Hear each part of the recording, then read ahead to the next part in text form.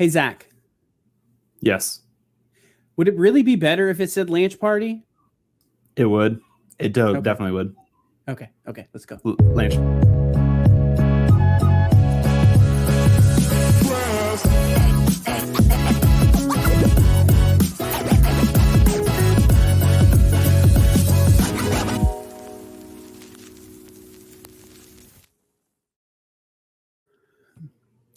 Now I'm hungry Lunch for a party. We're lunch gonna have party.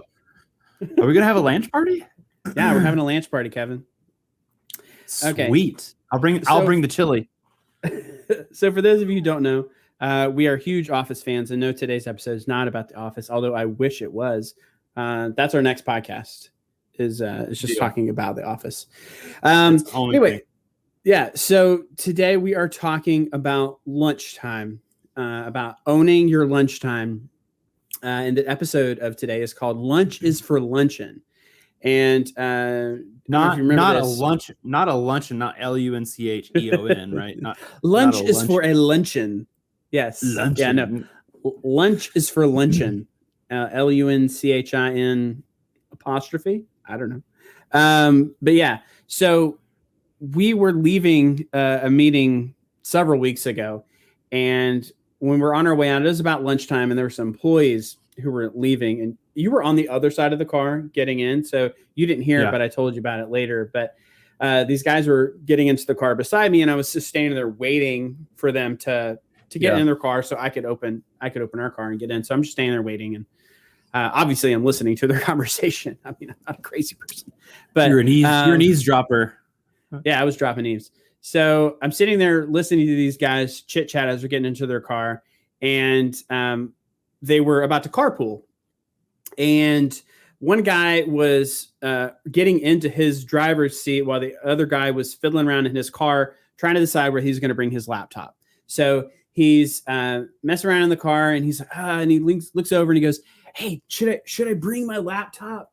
Do you think I should bring my laptop?" And the guy's like, "No." And he goes, "No." He goes, "I think we could work on blah, blah, blah." I can't remember what it was, but I think we could work on something while we're eating. And the guy completely dismisses him, sits down to the car, and he goes, "Nah, man, work is for working. Lunch is for luncheon." And I was like, man, I got this curbside philosopher right here. I love it. And so deep, brother, deep. So I made a mental note to capture that so we could talk about it later, because I thought it was perfect. It's perfect. It ties in perfectly what we talk about on the show. I think that conversation is indicative with everything that's happening in the current workplace and has happened for years and will happen for years to come. And that surrounds the idea that even though you are breaking for lunch, and even though that is your time to rest and recover and to recuperate from what could have potentially been a really busy morning at work, even though that's your time, people still continue to work over their lunch break. They don't disconnect. They don't stop and rest and recuperate. They don't use that time for recovery, or they don't use that time to do their own thing, to maybe work on their own side hustle. They're not using that time as their own. They're staying. Yeah. They're staying in the work cycle. Yeah, they're staying plugged into their devices, their computer, and that's one thing that I think is a detriment to a lot of people, and why. I mean, I try to be very good about when it's lunch. Even now, like I will take a walk where I completely disconnect.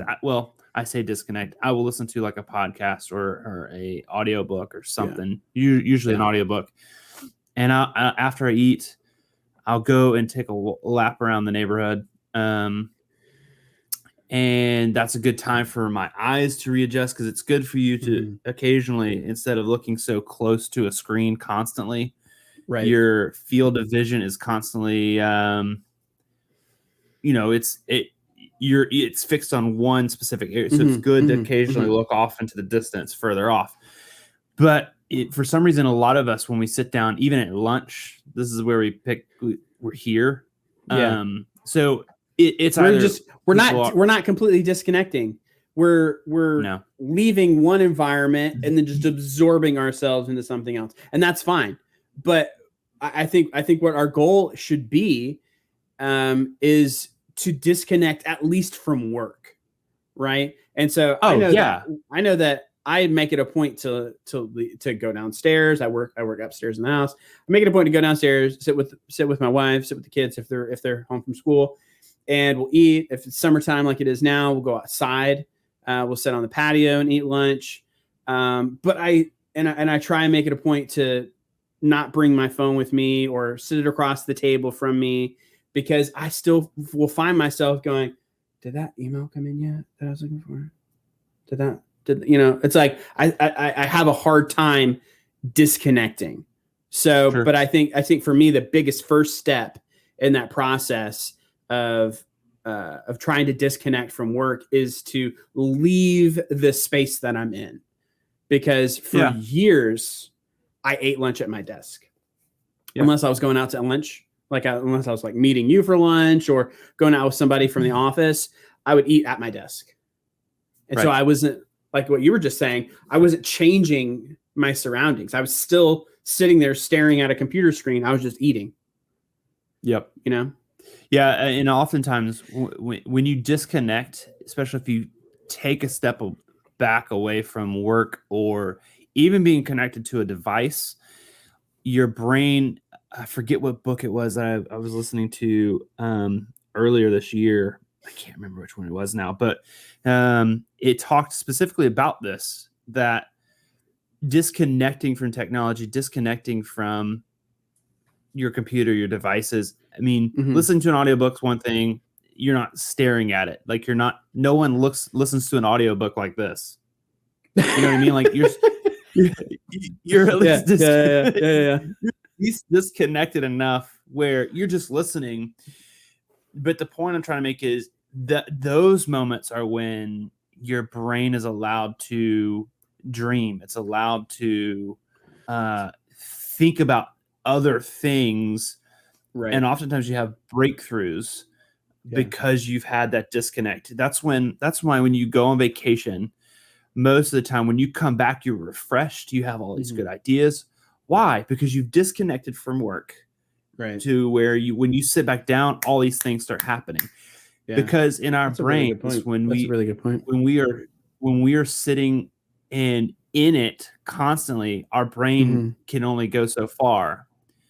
And that's why when you hear people, and let's connect it to hustle culture for a second. That's why we hear people talk about hustle culture and they're saying, I worked 18 hours today, but I put in 18 hours a day. Okay, let's be real. Several of those hours are wasted. Yeah, absolutely wasted time. Like your brain can't do that. It just can't. Yeah. And anybody that says that they can, they're lying to you. Yeah, they're lying. Yeah.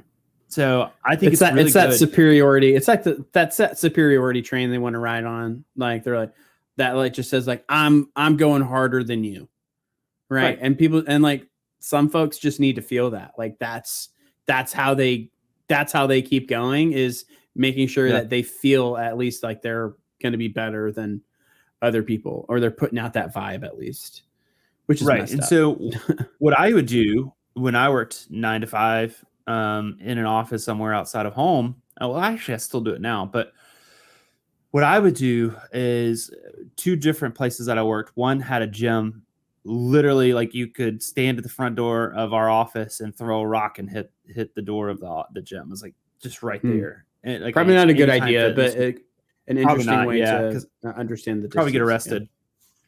Get arrested definitely for that. But I would go and use my lunch break to go and work out, and it had a shower and everything, so I could go and work out for 30 to 40 minutes. Shower. There was in the same complex, if I didn't have my lunch, there was a place that had healthy options for lunch, and I could order that before I started my workout for a certain time. And so on one end I'd go to the gym and I'd come back, and as I'm walking past the gym to go back to my office, there was a nice little lunch place. So I grab my lunch and go right back to work. That was awesome.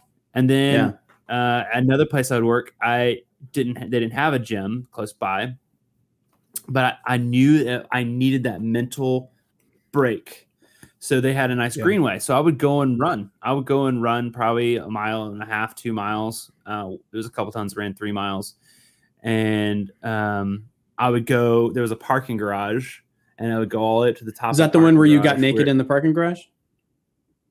I did change. I did change often in the car. Yeah, oftentimes. But and I would blast the AC. Like I would just crank the AC, and it would cool off. And then I would go back to the office and sit at my desk and eat my lunch while I'm working. Yeah. But then there was like this weird rule. I remember my boss saying, "No more eating lunch at your desk. You need to eat your lunch outside." I'm like, who cares? Like they made this weird rule. Like, wait, where were you supposed to eat? Do you have like a break room? I mean, you could. Yeah, there's a break room where you could go outside, but it's like, I mean, who cares? Like I'm working. Like I'm not sitting there like, well, I'm taking an extra long break and I'm going to sit here and eat my lunch. No, no one was doing that. Like, and I remember all of us having a conversation with the boss. Like, is this really like a massive problem? Like, do you feel like there's a dip in productivity? Because I don't think there is. Like, actually, in fact, I feel more energized if I can go and do things. That's my time. I can go and do what I want with it. Yeah. And come back and sit and eat while I'm working. Who cares? Yeah. Like, I think you just hit the nail on the head. That although employers, that was probably initiative born out of trying to look out for you guys. Like, don't eat at your desk. Go out, leave the office, do something on your own, go sit outside, enjoy whatever. Or maybe they just didn't want you to get pasta salad on your keyboard, whatever it was. Hopefully it was it was good intentions, but the problem is it's your time. Right. It's your time to do whatever you want within reason. Right. So that's the thing that I think people need to hear more. Like, it's your time. Like it's my lunch break. It's my time. But like, I don't think people live that enough. Not enough people disconnect from the desk. Not enough people step away. Not enough people plan their lunch, right? So this is the huge issue that I had. So for a long time, I would bring my lunch to work for years. And like if it was like leftovers. And so about half of the week, I would make sure that I had a lunch. And then I've also worked places that had like a cafeteria. So like when I worked at the resort, we had like an employee cafeteria that we could go out and eat. And there were restaurants and stuff. So I always knew that there was something I could go and eat, but I didn't plan for it. And this led to fast forward years down the road after being at some of these jobs where I literally would forget to eat. Now, this is just part of me when I get like laser focused on something and I'm just like working, I'll just forget. And I wasn't really good at being routine. And it got to the point where I used to have this lady who worked on my team, shout out to Cassie, who worked for me for several years. It would be like 2 or 3 o'clock and she'd be like, you didn't eat lunch today. I'm just reminding you that you didn't eat. And I was like, gee, thanks. Oh gosh. Okay. Yes. Okay. And I would go out to the cafe and get some lunch and come back. But then I was eating lunch at like 3 o'clock and then I'd get home for dinner and like, I wouldn't be hungry, but because it's dinner and I don't want to like waste it. Then I would like eat when I wasn't hungry, which is, that's a problem in itself. And so it just leads to like this like escalating unhealthiness. Right. So it's unhealthy for you to not disconnect and break. I was rushing and I would usually just get junk. Like it was like usually like chicken tenders and fries because I knew that they had that at the cafe right down the hall from where I worked. And I would grab that and it was easy and it was fast and it was cheap. And like I didn't give myself time to have options and I stopped bringing good options with me. And so I think that's a huge thing for people is not only knowing that you have ownership of your lunch, but then planning for that time is massive, because now I'm very routine. So I take break. Can I ask you if you know my routine? What time do I break for lunch? It's like 1:30, somewhere in there. Okay, well that failed. No, that's when I come back. I leave for lunch at 12:30 and I come back at 1:30. So I am very like routine typically. Sometimes I have like, 5 or 10 minutes on each side, but like I try and be really routine about that. I have it planned out. So like that's when the wife and kids eat. So I go down and I eat with them and I can commune. Yeah, I do the same thing. Stuff like that. Yeah. So like I think it's vital that if you're working from home, if you're working in an office, whatever you're doing, that you try and be really routine about that. Now, I think you also need to have a little bit of flexibility. I know people, and I was literally having this conversation a couple of days ago with somebody. They went to work at a company with a completely different culture than any place they've ever worked, right? It was a company based in another country. And so they worked at their headquarters here, and that company culture from the other country was transplanted here. And so they had very different framework. And so like the office would completely close, similar like a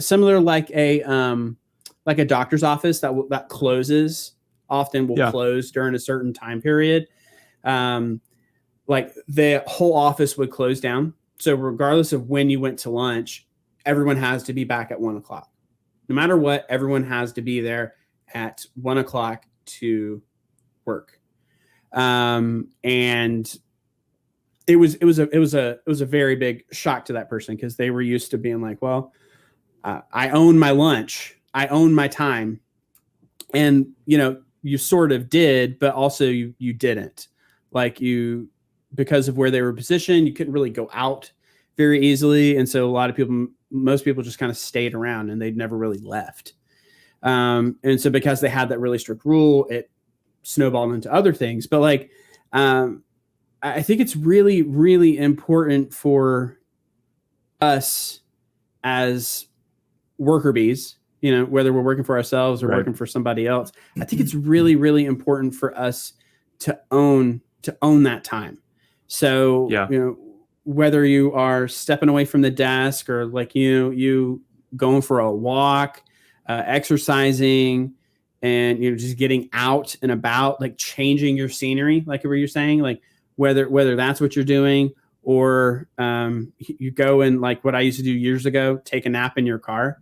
I would just, I did the same thing when our first child was born, that I would park underneath the tree. Yeah. I'd find like a tree that's got some shade. Oh yeah. Oh man.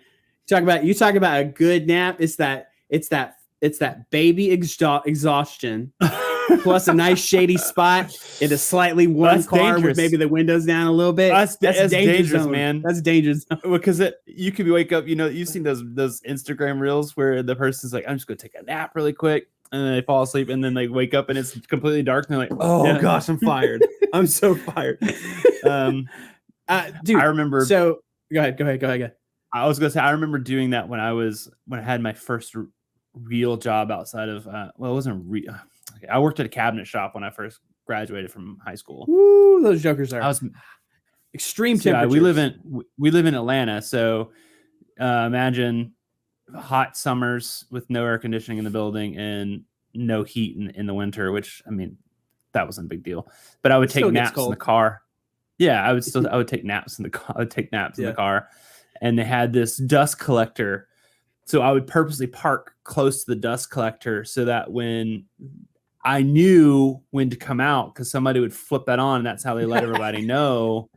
And it's extremely loud, like it had this really loud, it had this really loud pulley, and it was really squeaky, so it would jolt you awake. So I was like, I know I can never oversleep because I can be close to this thing. It would wake me up every single time. So here's a funny story. Years ago, right after I got out of college, I ran my family's restaurant, right? And those were, dude, hard hours. I think we talked early on in our season 1 here, we mentioned restaurants, and I was like, I think I told people like, don't. Yeah, you discouraged them, and I was like, yeah. don't discourage somebody from starting a restaurant. If they want to start a restaurant, you go start you a restaurant. Yeah, so we talked about that, but like that was born from a lifetime of experiences, because when I worked that job, I was going in, give or take a couple minutes on each side. I was going in and leaving at 3. So I would go in at 3 a.m. and I would leave at 3 p.m. essentially. And so there were long days. I was tired. My wife worked a different schedule. She was in grad school at the time, and then she was also in the school system. And so her schedule was different. And so like, I'm trying to stay awake to like still spend time with her. And I was literally in a constant state of exhaustion every day.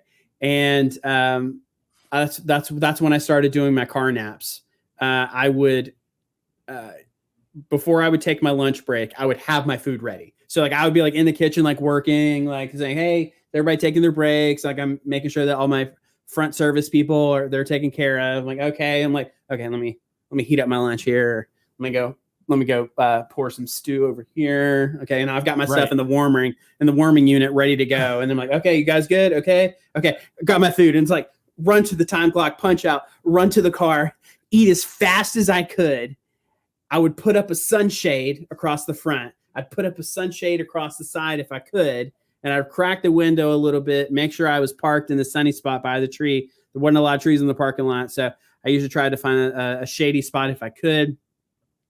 I would put my seat back, pop my timer on, and sleep.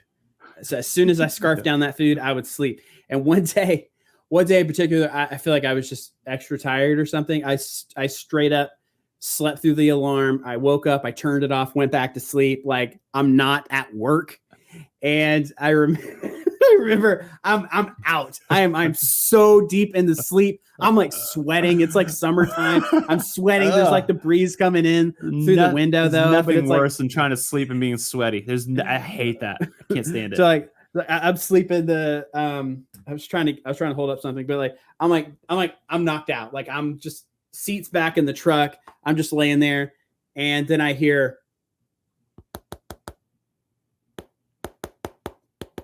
Jason. Hey, Jason. And I'm like, what? And I'm like, and then like reality slowly starts to like rush over you. And then it starts rushing really, really fast. And you're like, whoa. What? Your heart rate goes from like 60 where you're resting, you're sleeping, to like 150 in like a matter of seconds. Burning calories. I'm in full on panic mode. And one of the kitchen staff is like, are you coming back? We're getting kind of busy. And it's like, it had already like I usually go break at the end of breakfast shift. It was already like mid lunch shift. Like, I think I had been asleep for like well over an hour, like maybe an hour and a half. And like, they didn't know where I was because I had the visors up in the car. And so they were like, how do they know to go to check that? Like, well, they were like looking in the stock room. They were like walking around, but they were busy. They didn't have time to go like search for their boss. And I was like, oh, what? I was like, oh my gosh, I'm so scared. And I ran in, and like all the stares I got, and like the little like snickers of like, oh, okay, this guy was just sleeping. But yeah, so, but that I said all that to say, like, I made it a point to completely disconnect. Maybe that day I disconnected a bit too much, but yeah, but you pushed yourself too hard. That's why you had that problem. Yeah. I think I was burning the candle at every end, both ends and the sides, and somehow in the middle. But I think that it's important to find a way that you can step away, because for me, I never have liked a break room. I've never. Not once have I ever wanted to go sit in a break room. I'm an introvert. Well, it's because I was about to say it's because you're an introvert. I loved it. I actually did. Like, so the days I didn't work out, I was in the break room and we would chat. Like, I would. Oh, there was days where I didn't want to. Maybe honestly, there were some days where I was like, maybe was just having a really bad day, work wise. I'm like, I'm out. I don't want to be in here. I'm gone. See, nothing that sounds tacos. awful to me. Like I've always loved. Ooh, taco sounds good. But I've always loved where I've worked. Like the employees, like that makes it right. So like you get to like get to work with awesome people. I've always enjoyed that. But like I don't want to chit chat while I'm trying to up my energy levels, because to me that's just exhausting. Now, like I've gone to the break room at places where I've worked, and I've sat in there and I've eaten lunch. But I always feel so exposed. Like, because I'm sitting out in the middle of a room, there's like other people walking through, going in and out, going to lunch. I feel like I'm always obligated to stop and have a conversation. So it doesn't afford me the time to actually relax and rest. Like for me, I need to like retreat. So like there was many a day when I was in our old office that I would go into the empty office next door to me with the lights off, and I would sit in there, and that's where I would take my lunch break, because nobody's going to come find me in there. I'm stepping away from my computer, but I'm also eating in the dark, not talking to anybody, like a I don't know, like a little rat. But like for me, that was good. Like that gave me that energy back, because it's draining. It was draining for me to try and stay on and like have conversations, you know? Well, inevitably people start asking you about work stuff while you're sitting there trying to yeah, exactly. To just disconnect. Yeah. So I think that the main goal though is and I think it pertains to hustle culture. And I think you said it just a few minutes ago, where you burn the candle at both ends, working so much that when you took that nap in the car, your body just says, none. And I think going back to that hustle culture mindset, it's go. I work 18 hours. I work 20 hours. I sleep 4 hours a night, and I'm still getting my workouts in, and I'm doing all these things. It's like, good luck, because you can only keep it up for so long. Like your body's going to respond to that, and it's not going to be pretty. And honestly, you don't create your best work that way. You just don't. You cannot create your best work. And I think it's a really good idea to detach yourself, not only during those lunch times, but detach yourself every hour or so. Yeah. Get up, move around. You need those breaks. Yeah, you've got that thing, right? That like beeps. Yeah, it literally buzzed me just a few minutes ago, like while we were on the podcast. I need to stand up, but I was like, I'm not going to adjust everything we got set up here for that. So, but yeah, I think that's a great reminder. It's a crucial thing for all of us to note that you cannot create your best work if you just are head down, going. Mm-hmm. Your brain is going to not function that way. It's just going to break down. You're not gonna be able to focus. I know that when I catch myself wanting to get on Facebook while I'm working, I know that's the time I need to take a break. Like I just need to get up and walk around. Do you know what I mean? Like I know for you, I'm sure that you feel that way. Like I'm just not into this project I'm working on right now because I've just been staring at it for so long. I'm gonna get on Facebook. If I have to go and say to myself, I'm going to get on social media to have a brain break, I guess you could say. Yeah. That's not what I need to be doing, is getting on that. What I should probably do is get up, move around. And again, that's why I take time. Before I start my day, I go for a walk. I go for a walk around the neighborhood as a way to get my brain in, because there's something about being active. Yeah. I forget what the science is there, but I know there is science to it, that once you are active, your brain is now activating in a way that if you just get up, get out of your bed, and if you're an entrepreneur, you sit down and you start working, or you get dressed, get in the car, drive to work, sit down at your computer, you're not at your best. It's kind of like when you warm up a car in the morning on a cold winter morning. If you just get out there and you crank the car, especially if you have an older car, you remember the cars where you had to pump the gas? Did you ever have a car like that? My parents' old truck was like that. Yeah, you had to pump the gas a couple times and then I had to pump the gas. Oh, there was an arm hook I had to do. So I have to reach over the steering wheel and pull the gear shift up and back. So I had to make sure that it was locked in good in park.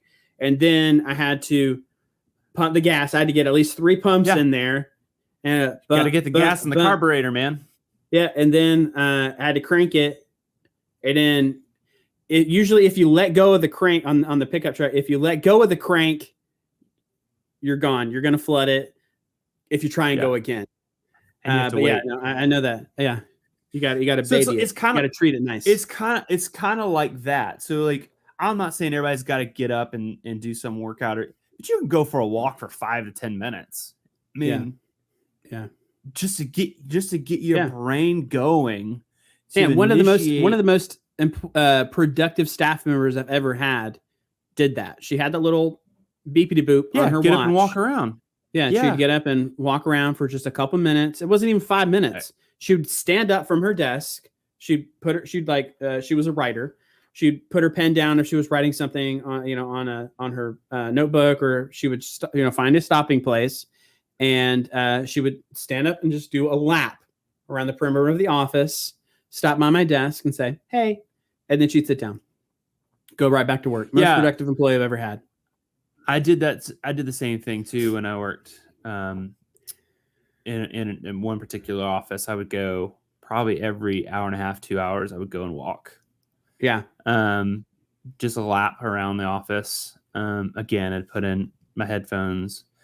Yeah. And just take a lap, and I'd be done within probably 5 minutes or so, 5 or 6 minutes. I'd be back and sit back down at my desk.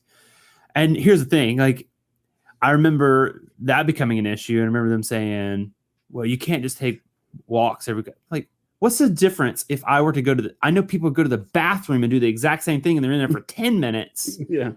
Yeah. And I'm going around and doing a lap. Like, if you ever, let me just say this. If you're ever in an office and they discourage you being active, red flag. You should push back on that 100%, because like, you're more productive when you're active. Yeah. Your brain is stimulated. So when you sit back down, it's ready to go again. Yeah. But if you keep pushing, it just won't work. Yeah. I worked in an office and they had a ping pong table. And I remember you talking about having ping pong competitions. Yeah. I'd stop a couple times during the day. I'd walk over to one of the salespeople and be like, let's go.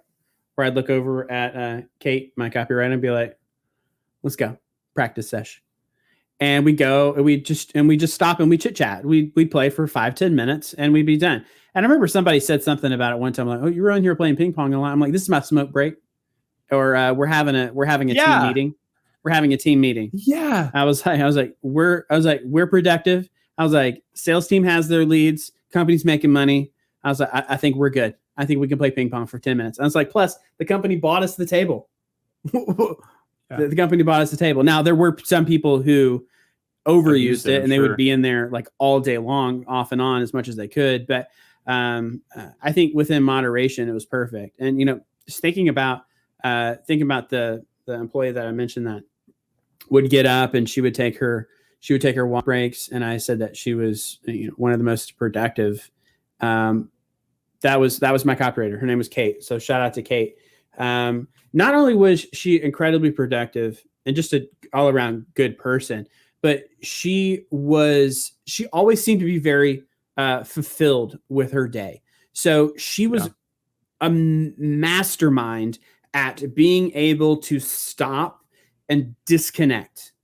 Right. So she was always early. She set boundaries. Boundaries. Yeah. She was masterful at that. She was always early to work. So she would always be there when it was time to punch in.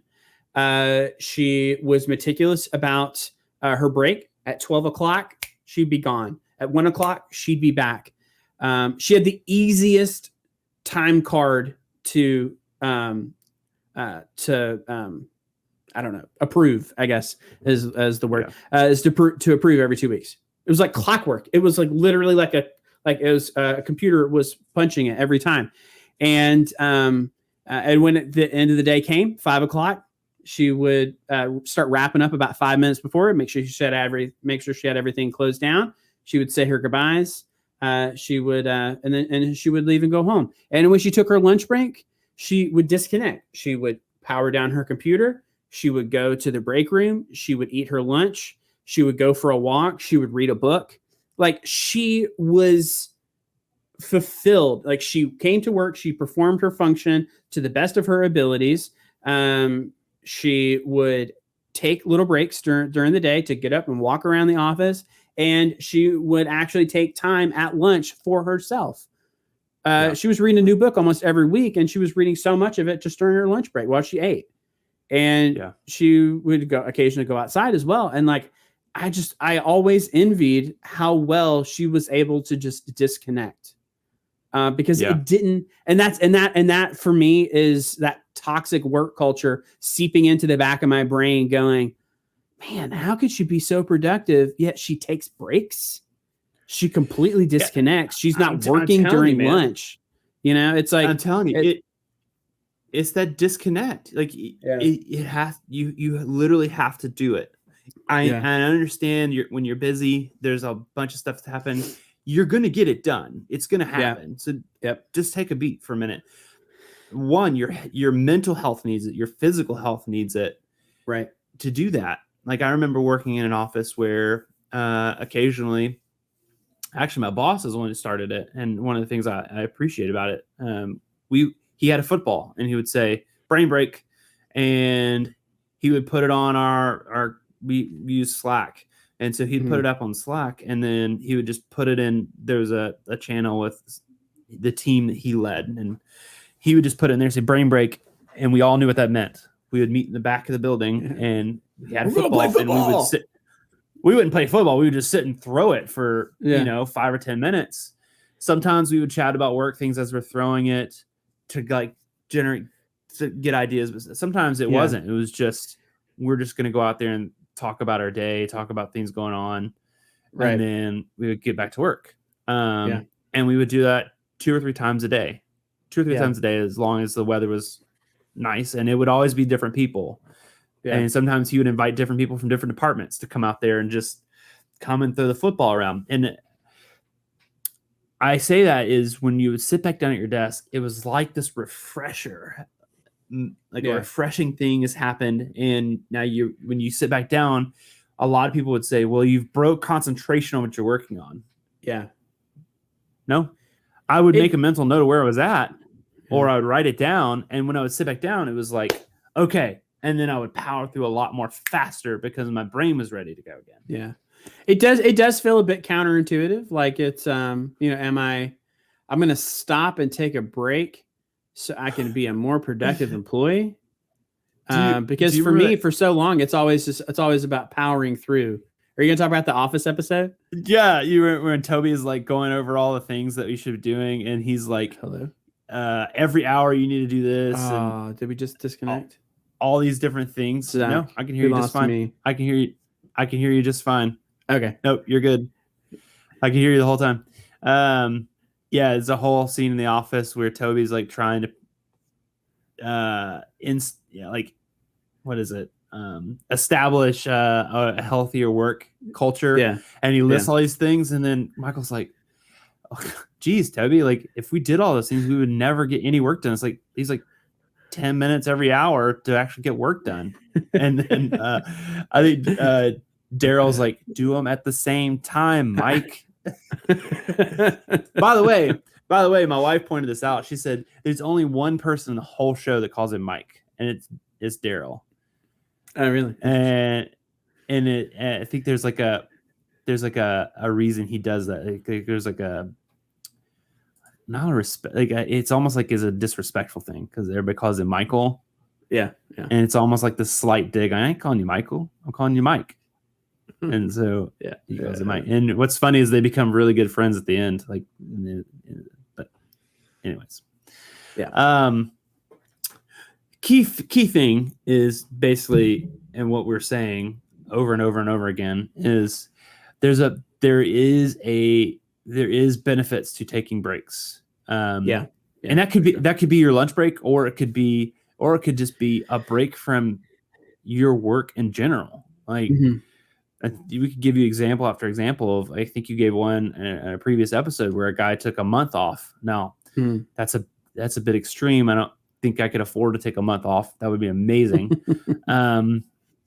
But I don't even know if I'd want to take a month off, to be honest with you. Now that I think about it, it'd probably drive me crazy. But sometimes you need those breaks from work. And if you have a side hustle and you feel stuck and you feel like you are not performing at your best, like what you feel like you could absolutely knock it out of the park, that's usually a sign. That's usually a sign, like your body, your brain telling you, like, hey, I need a break. Like, this isn't working anymore. I'm fine with continuing to do this work, but I need to shut down. Right. And I think it's hard when you run a business, and it's hard when you have a side hustle and you have maybe a regular 9 to 5. It's hard when you have kids and you go from switching from work mode to dad mode or mom mode right after having a really tough day. And then you don't have, your break is at like 9 or 10 o'clock at night, but then you're ready to go to sleep. Yeah. So we totally get it. We've been there on both sides of that. We know what it's like. We totally understand.